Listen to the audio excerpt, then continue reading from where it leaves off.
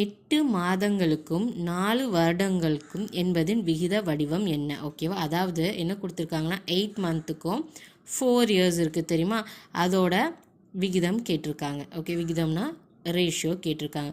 Basically நமக்கு தெரியும் 1 year is equal to 12 months. ஓகேவா, இதில் எத்தனை இயர்ஸ் கொடுத்துருக்காங்கன்னா 4 இயர்ஸ்.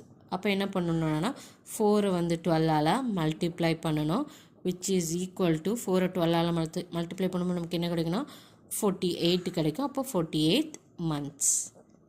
ஓகேவா, ஸோ இப்போ ரெண்டுமே மந்த் ஆயிடுச்சு. இப்போ 48 மந்த்தும் இருக்குது, அதில் வந்து 8 மந்த்தும் இருக்குது. ஓகேவா, ஸோ இப்போ நமக்கு என்ன கேட்டிருக்காங்க, அது ரெண்டோட ரேஷியோ கேட்டிருக்காங்களா. அப்போ ரேஷியோ கேட்கும்போது நீங்கள் என்ன எழுதணும், ஃபஸ்ட்டு இந்த 48 month எஸ் டு 8 month. ஓகேவா, ஸோ இது ரெண்டுத்தையும் அப்புறம் என்ன பண்ணணும்னா நம்ம மினிமைஸ் பண்ணிகிட்டே வரணும். ஓகேவா, ஸோ 2 டேபிள் வச்சு ஈஸியாகவே பண்ணிட்டு போகலாங்க. பண்ணும்போது இங்கே ஃபஸ்ட்டு 24 வரும், எஸ் டு 4 வரும்.